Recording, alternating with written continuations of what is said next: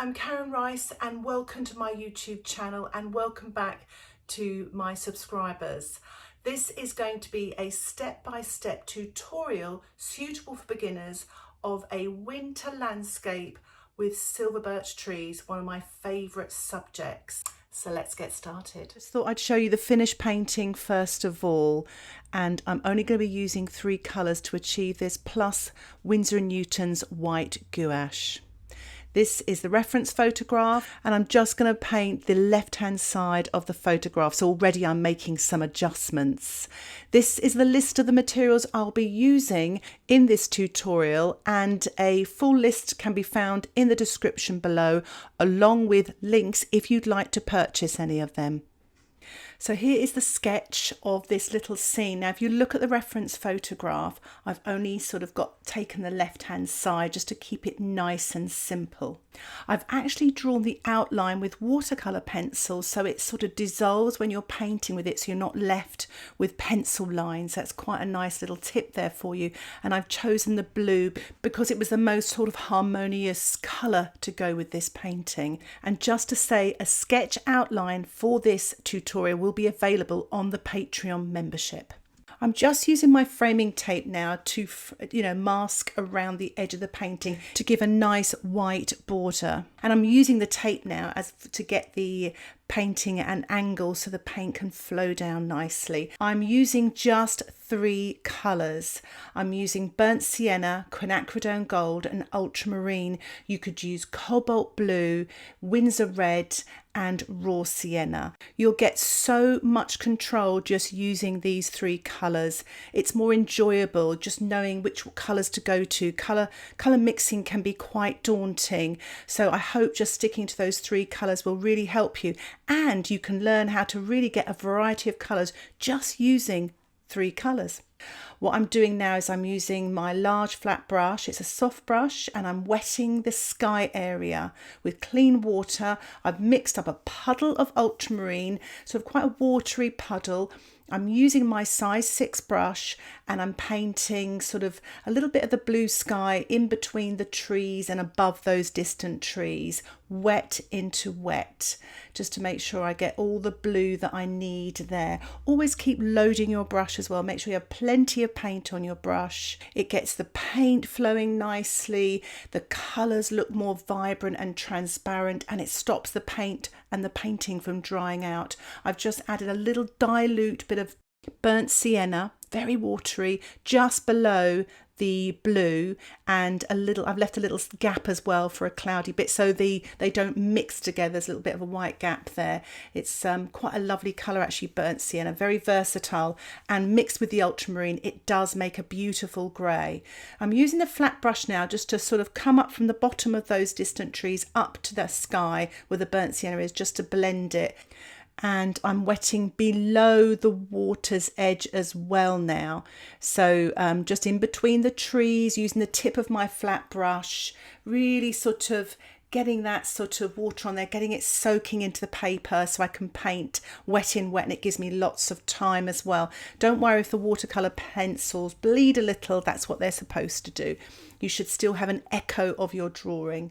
I'm just applying now a mixture of the Quinacridone Gold and the Burnt Sienna, sort of just trying to be sort of as random as I can, but I'm leaving little gaps as well for the snow. So I'm putting some warm colours in the snow. So don't worry about these will fade off as well when they're dry, but it'll give the snow a beautiful colours, and it's sort of reflecting the sky as well. I'm mixing up a little bit more Burnt Sienna now. For those of you that might be worried that this paint now that I'm putting on the silver birch trees might bleed into your sky, dry it on this stage just before this, so you don't have that. But I've just gone straight ahead, taking the risk. But if you're worried about that, please blow dry it beforehand and then start painting the trees wet on dry. And I've just forgot this little bit of sky in here. I thought it was a tree branch, so I'm just putting that in as well. Just sort of pushing up a little bit of water to fade it. I love this little bird box. I'm just putting a bit of the Quinacridone gold, a touch of the burnt sienna, just a little tickle here and there, because obviously it's quite a light colour, and I'm just giving the essence of, you know, the sort of colours that I've used on the silver birches as well. I'm mixing up some ultramarine now and Quinacridone gold, a bit of a milky wash, and I'm painting this wet into wet on those distant trees, and it's just a very pale green, blue green or mid green, it doesn't matter. So just get this in there, wet into wet, so it's all soft, and at the top there you can just use the tip of your brush as well to show the tops of those fir trees. And I'm just adding a little bit more now, slightly creamier this time, so I'm going to be painting damp into wet. So you can see that I'm really push my brush forward there just to show there's no paint coming off that brush because there's hardly any water in there. So it's damp paint, and I'm painting on a wet surface, and I'm just trying to get some sort of little bit of texture of those trees, not too much. I wanted it to fade back to create distance. I've added a little bit more blue to that green as well to sort of make it a little bit darker, not too dark, because again I don't want it coming forward, but it's just trying to get that density in those trees there. And you see there, I've just made my hand go up and down. I'm actually just going up and down, using the tip of my brush so I get a nice point for the top of those trees. It's a good little tip there. Now there's quite a bit of painting here, and you know I'm paint pretty fast really. So if you're at all worried about things drying, work on a smaller scale until you build your confidence. And then, you know, as you get slightly larger, you'll be a lot more confident and painting quicker, just knowing what you're going to do. So yes, do paint smaller and you'll have more time. I've mixed up more ultramarine here into that Quinacridone gold, and I'm painting using the side of my brush now as well. When you use the side of your brush, less paint pours out. When you use the tip, more paint pours out. So if you want to sort of do a side brush, dry brush, and putting out damp paint, it creates more darks there at the bottom as well.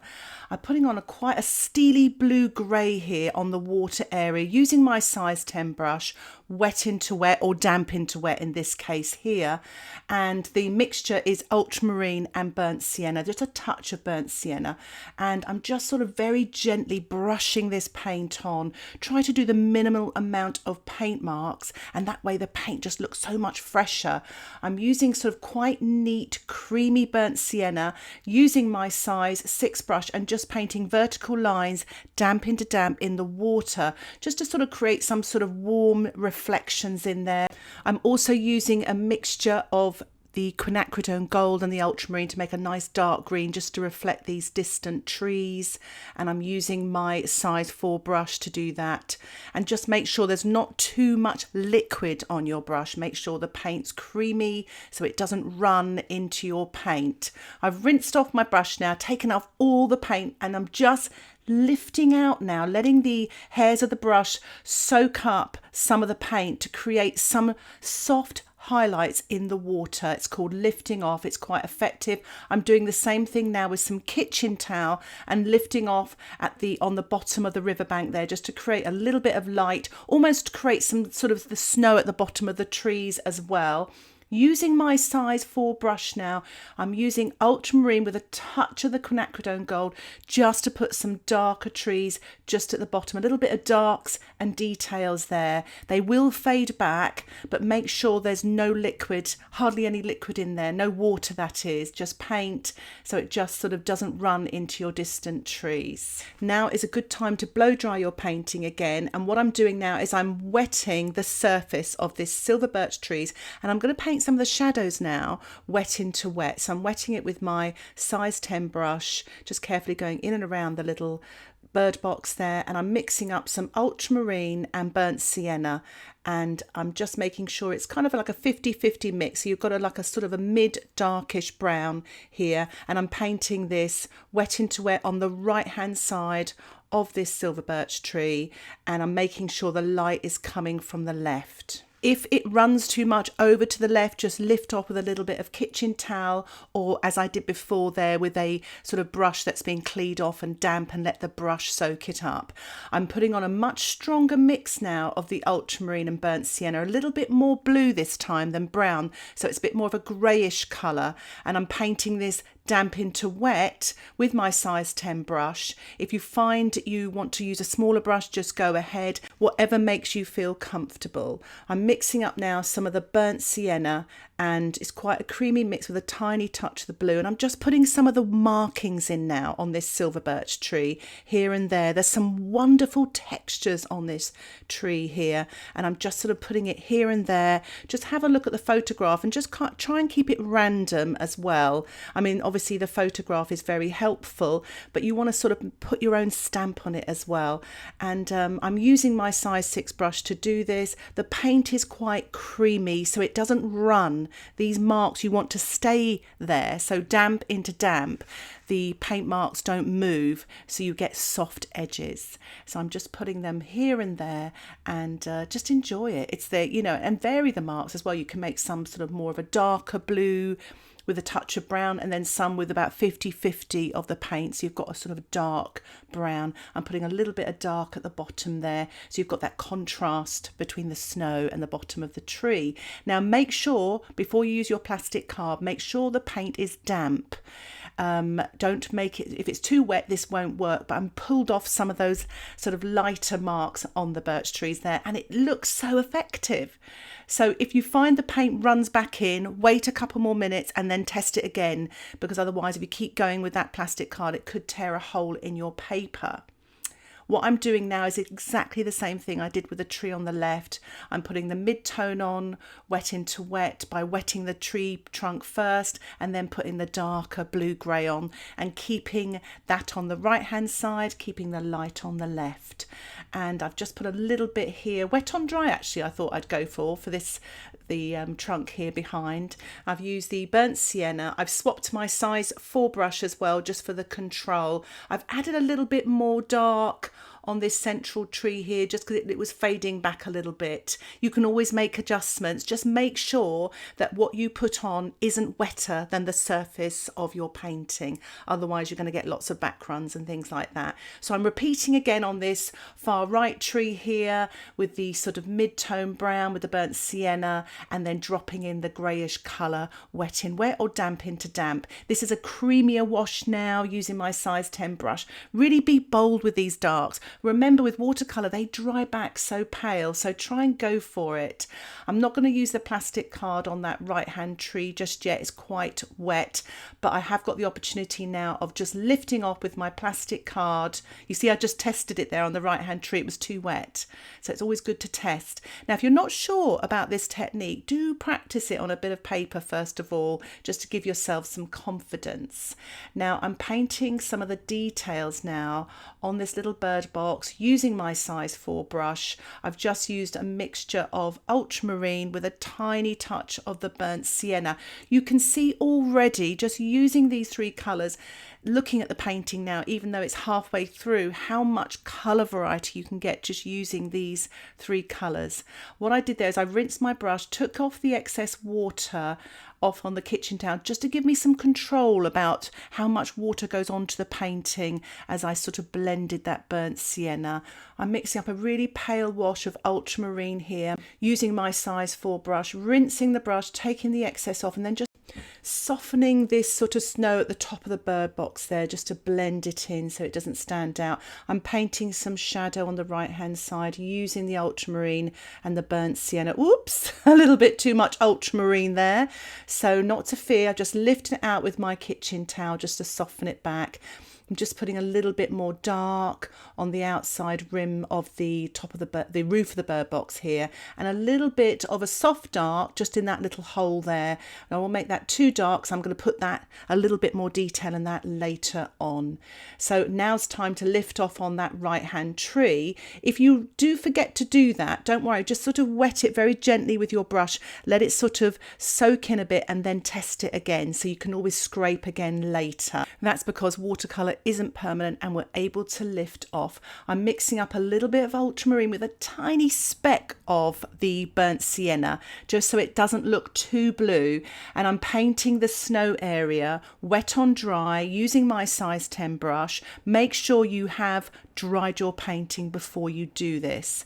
I've got my puddle of ultramarine on standby. I load my brush all the time and paint this wash on there. Try not to go back over the same paint marks, keep them nice and fresh, and leave some of the underpainting. So you've got, as you look at the reference photograph, you can see some of the sunlight on the snow. So you want to leave those gaps there. And I'm making a touch darker in the foreground on the left here. So I've had a little bit more blue and a touch more burnt sienna. Just be brave, you know, so just go for it. If all else fails, just sort of wet that area with clean water and just tease it until you can lift it off again. Wipe all the blue off again. Be gentle that you don't disturb the paint underneath, and you can have another go. So don't worry. And also you may find it better then to do that wet in wet, a bit like how you'd paint a sky. So there's always ways around things. So try that out, and remember, if it does go wrong, you can lift off and have another go. I've mixed up some of the ultramarine with a tiny touch of the burnt sienna. I'm using my size 10 brush, and I'm putting on a glaze on this background water or background lake here, very gently, so I don't disturb the paint underneath. It's to give that dark tonal value, to pop out that shape, but as you can see, you can still see some of those reflections coming through. And I put a little bit of dark just at the edge of the snow area, damp into damp, and I'm just painting in between the trees here. Just take your time. It's wet on dry, especially this small sort of negative shape here, using the tip of the brush. You know, just enjoy it. Try to relax, remember to breathe. So I'm just sort of painting the left hand side here, really sort of being careful, using the tip of the brush. Make sure you maybe really load that brush each time as well. And I'm just mixing up a little bit of creamy ultramarine, touch of burnt sienna, and just dropping in some dark creamy paint on the edge there, just to kind of really have that dark against light as well, where the snow is, and on the far riverbank as well, on the left and the right hand side. So it's all sort of continuous along that sort of water's edge on the far riverbank there. Using my size 10 brush, this is damp into damp work. If it's any wetter than that, that will bleed and run into your water. I'm mixing up again a little bit of ultramarine with a tiny touch of the burnt sienna, and I'm painting a little bit more darks now into the winter trees, wet on dry, in that sort of up and down motion. And I'm going to slow the film down so you can really see the action of my hand and what I'm doing with the brush.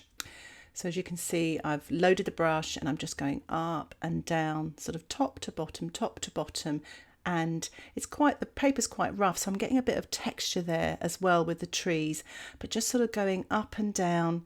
And I'm actually putting a little bit of dark now. I've got some ultramarine with Quinacridone gold, and I'm just painting around this little bird box. It's kind of like my focal point now, I've decided.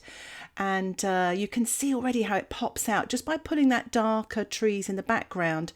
It brings that bird box forwards, and I'm using some of the plastic card now just to pull out and create some texture in the background trees. You don't want to make those background trees too dark. What I've decided to do, you may not need to do this, but I feel like I need to bring my trees forward a bit more. They're kind of laying a bit flat to the background. Now I'm getting questions, a lot of questions recently, about how to make your paintings look more 3D. This is exactly how to do it. To bring things forward and make other things recede, you can use tonal values, texture, colour, mark making, all sorts of things. In this instance, and size of course, in this instance I'm going for the tonal value. So I'm making this quite dark on the right hand side. One is to exaggerate the light on the snow on the little bird box, but also to pull away from those background trees and the water in the background. I've painted this wet on dry using my size 6 brush, and I just softened a little bit of the edge so it's not too harsh between the light of the left hand side of the tree and the dark of the right hand side.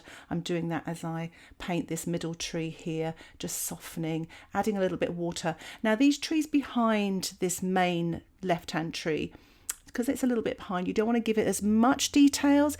The tree on the left is the star of the show with the bird box. The trees on the right or in the middle are kind of like the supporting cast. So you want to give them some attention, but not as much as the stars of the show. And once your paint dries off a little bit and it's damp, you can scrape off again with your plastic card. And actually, I quite like, it's really given it depth and detail now by doing this sort of second tonal layer of paint and a little bit more lifting off with the card. I'm mixing up Ultramarine and Quinacridone Gold. I'm using my size 4 brush and I'm painting some of those little grasses coming through the snow, and I want to sort of not give it too much attention, that it comes forward, but enough that it's a little bit of detail and it sort of balances out those trees as well. So I'm just putting a little bit more. I've actually mixed the burnt sienna now with the Quinacridone Gold. What I quite like about this photograph is there's lots of warmth in here. Even though you think of snow and winter as cool, I'm putting lots of yummy warm colours in. I've actually given it a spatter there as well. One is to keep it nice and loose, but it's just to give a little bit of texture here, and using the tip of the brush just to run along there. And if you want really thin marks, you can use your plastic card to kind of lift that paint as well, to sort of not so much scratch in, but just use it to draw out the wet paint. And it's quite a nice little thing to do. It feels good to do it as well, believe it or not.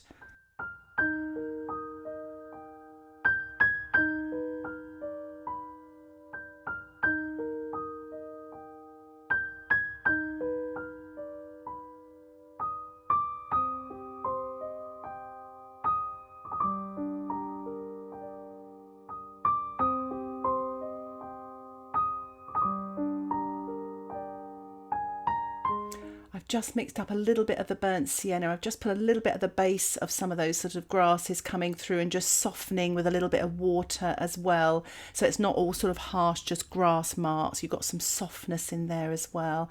I'm putting a little bit more marks around the right hand side. Really sort of have fun with this. Remember though, less is more. Don't get too carried away. You want to have that blanket of snow with the light coming through. I'm putting a little bit now in the foreground using the same techniques, just bigger marks in the foreground. That comes forward. Again, that's another thing that creates depth in a painting. Larger marks, warmer colours, darker tones, more texture, lots of spattering, as you can see I'm doing here. Now I've used some of the kitchen towel this time to actually mask out the sky area. So if you're worried about little dots in the sky, it's a safe thing to do. You don't want to have little marks you might have to deal with later, unless you want to turn them into some little birds. But I'm also making some little marks there on some of those grasses. I've kept really to the burnt sienna, touch of Quinacridone Gold, tiny touch of blue. I want lots and lots of warmth here, rather than green grasses that kind of look more spring-like. I want to keep that autumnal colours of autumn stroke winter coming through. So I'm just making some fine little marks in the foreground there. And I'm using my flat brush there just to soften some of those marks in the foreground so our eye doesn't go to them. I want it on that bird box. This is really the supporting cast, the grasses. So yes, they need attention, but not too much. I'm decided to put a little bit more dark just at the bottom of this tree, just to kind of really stand it out, and just to kind of, because it's in the foreground, it's right there, right in the bottom of the foreground, it needs a touch more detail, seeing it is the star of the show. So I'm using the Ultramarine and burnt sienna, very, very creamy paint, using my size 2 brush. It's more of a detailer brush, and these are darks and details, which I like to, when I'm heading towards the end of my painting, I start putting in my darks and details. The question I get most asked for the many years I've been teaching watercolour and acrylic painting is, how do you know when to finish? When do you know when to stop? Well, this is how I finish a painting. Darks and details, less is more. So, and this is the foreground as well, so this creates depth. The details, the darks, create the depth as well. I'm just sort of balancing it out, putting a touch more in this middle distance. So you don't want to have too much detail in the foreground, nothing in the middle distance, because it's going to look a bit odd. So I'm sort of balancing things out and putting touch more texture now on the star of my show, this left-hand birch tree. A little touch again to balance things out on the other two trees.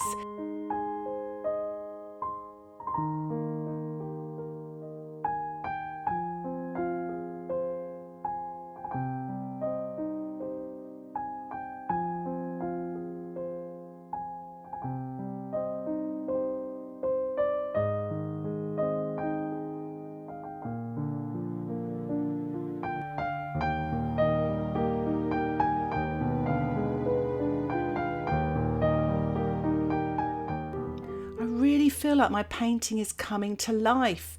You know, do you ever get that feeling when you're sort of painting, you get that almost a aha moment? I'm kind of getting that now. It's quite a pleasant feeling. Don't always get it.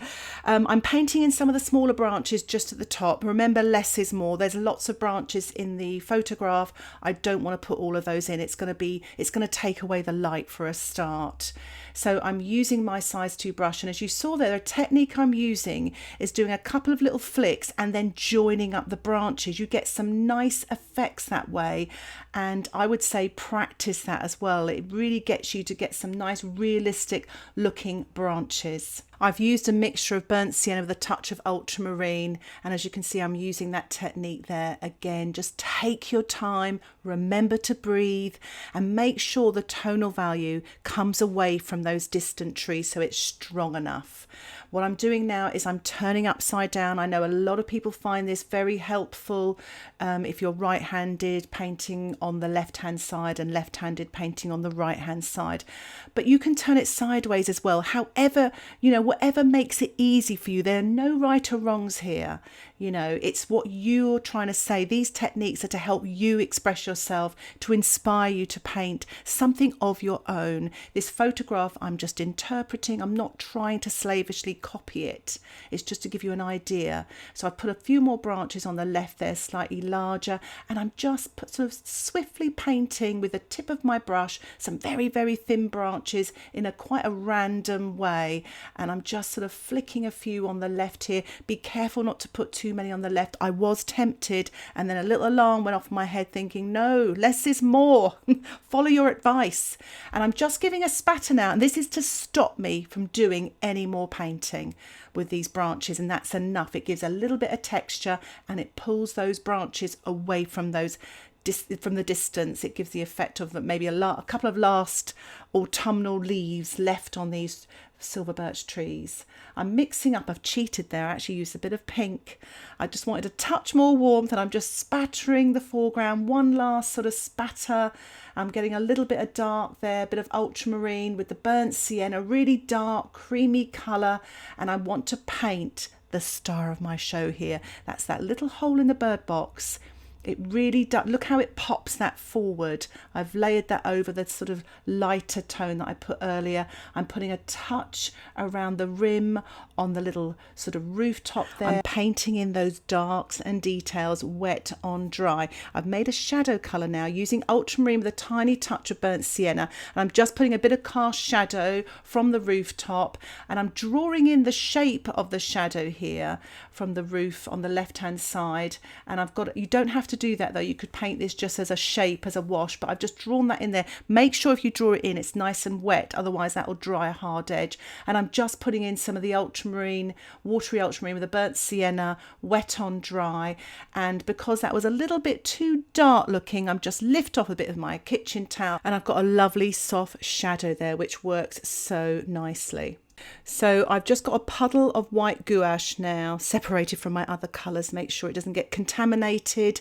This technique is called spattering. A lot of you know I do this. Hold the brush firmly into your painting hand. So hold it sort of 3/4 of the way down. Tap with your index finger of your other hand firmly. If the paint doesn't come off, just water it down a little bit more and try again. Tap gently so it doesn't go everywhere, and just sort of go here and there. And remember, less is more. You don't want to get too carried away that you actually end up with just a very spattered painting. So just enough to give it a little bit of a sparkle to finish off your winter landscape. I'm removing the framing tape now to reveal a lovely white border. It looks so fresh, doesn't it? It brings the painting paint alive. Where it was a little bit stubborn there, I'm blow drying it to soften the glue to make sure the tape doesn't tear the paper. It's a really useful tip, that. So I'm just removing that. There we are. Voila. I'm very pleased with that. I love the harmonious colours. Just because I lost a little bit of light and white on the riverbank, I'm using some gouache straight from the tube just to tidy up that edge there. You may not have to do that. Here's a nice technique. I'm just using the kitchen towel, applying the white gouache to the surface with my brush, and I'm just going to sort of print with the kitchen towel on the side of the tree so it looks like little bits of snow hanging on the edge on the side of those trees, as it is in the photograph as well. And it just creates that little bit of texture, and it's a really nice technique. Make sure there's not too much paint on the tissue. Practice again on a little rough bit of paper. What's really good about having this sort of white border, it gets you to sort of look at your painting more objectively. And I just thought I'd put a little bit of snow as well on some of those main branches, just here and there, using my size 4 brush and just using the gouache straight out of the tube. If it's too thick and creamy, just add a tiny touch of water to it as well, just to finish off. So here is the finished painting, and I am really pleased with it, just because I use those 3 colours to create that sort of depth and those lovely warm colours as well, using the techniques of scratching out and spattering and using wet in wet, damp into wet and damp into damp and wet on dry to get all those sort of different effects to create distance and depth in your painting. I really hope you enjoyed the longer tutorial with more voiceovers and in-depth discussion about colour mixing techniques, the brushes I'm using, etc. And I hope that it inspires you maybe to get your paintbrushes out, your watercolours, and have a go at a winter scene. And also maybe you might want to give one of the memberships a try as well.